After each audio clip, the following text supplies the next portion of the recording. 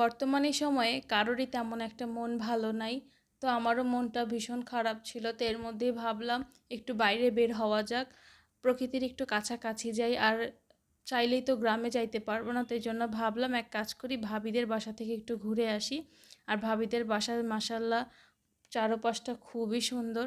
আর আমার মেয়েরাও মাসাল্লাহ রেডি হয়ে গেছে।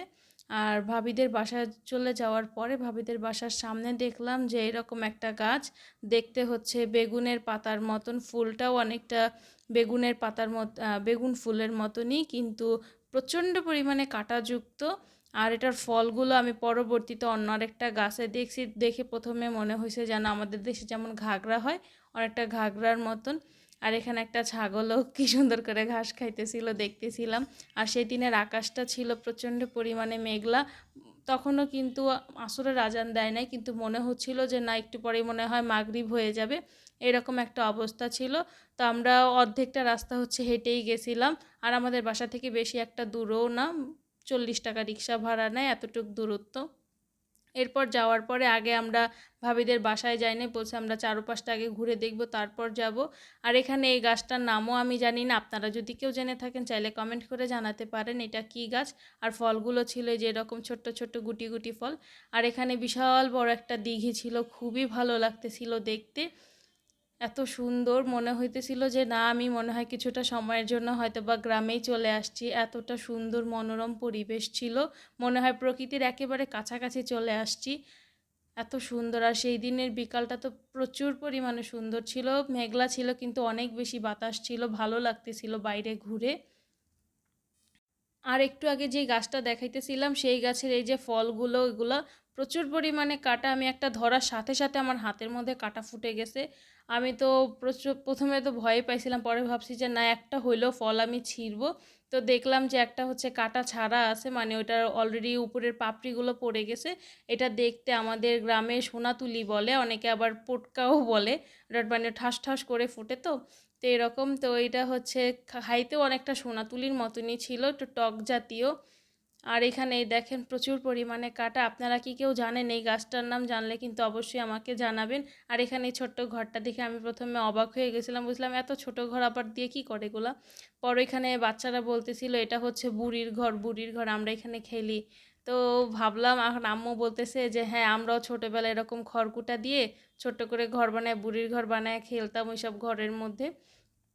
আর এখানে গাছগুলো প্রচুর পরিমাণে সুন্দর ছিল, অনেকে এখানে ছাগলও পালে। আবার এখানে একটা পাশে দেখতেছিলাম নেট দেওয়া, তো ভাবলাম এখানে কি আছে, তো উকি মেরে দেখলাম যে এখানে হচ্ছে পুঁই শাকের চাষ করে। অনেকে নাকি এখান থেকে নিয়ে বিক্রিও করে। মানে ঢাকার মধ্যে যে এত সুন্দর একটা জায়গা আছে সেটা আমাদের কল্পনাতেও ছিল না। তাও ঢাকার এতটা কাছাকাছি, বেশি একটা দূরও না, মনে হয় খুব অল্প একটু সময়ের মধ্যেই আমরা যাইতে পারি। আর এখানে কলা গাছও ছিল, আমি তো ভাবতেছিলাম যে কলা গাছে কেন কলা হইলো না, আমি তাহলে নিয়ে যাইতাম। তো এরকম ভাবতেছিলাম, কিন্তু না, বাসায় ভাবিদের বাসায় যখন গেছি তখন দেখলাম যে ভাবির আব্বু কলা গাছ লাগাইছে, আর সেখান থেকে আমাদের কলাও দিয়ে দিছে। আর এই হচ্ছে আমার ভাইয়া, এর শ্বশুর বাড়ি হচ্ছে আজকে যাবো, আমি আঙুল দিয়ে দেখাচ্ছিলাম ওই যে তোমার তোমার শ্বশুর বাড়ি চলে আসছি। আর এখানে হচ্ছে ভাবির আব্বু ভুট্টা গাছ লাগাইছিল টবের মধ্যে। তো আমি ভাবতেছিলাম হবে কি না, পর আম্মু পরবর্তীতে আমাকে বললো যে না, এখানে হবে ভুট্টা, অসুবিধা নাই, তো মাত্র 2টা গাছ, এখান থেকেও ভুট্টা হবে। আর আরও লাগাইছিল হচ্ছে লাউ গাছ, তারপর হচ্ছে চিচিঙ্গা গাছ, আরও ছিল হচ্ছে পুঁই শাক, ছোট্ট আম গাছ হয়েছে একটা। তো ভাবলাম খুব ভালোই লাগে যখন এরকম ছোট ছোট ছাদ বাগানগুলো দেখি, মনে হয় যে না, আমারও একটা করার ইচ্ছা জাগে। কিন্তু ভাড়াটিয়া বাড়িতে করা সম্ভব না, অনেক সময় বাড়িওয়ালা থেকে বাধা আসে, আবার অন্যান্য ভাড়াটিয়া থেকেও বাধা আসে যে না, এরকমটা করা যাবে না।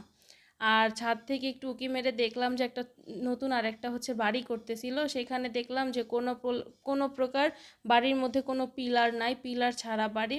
তো এইরকম নাকি করা যায় বলে, এইভাবেও বাড়ি করা যায়, কিন্তু সেটা রিস্ক হয়, বেশি একটা অনুমতি পায় না। এসব বাড়ি নাকি দোতলা সর্বোচ্চ 3 তলা পর্যন্ত করা যায়।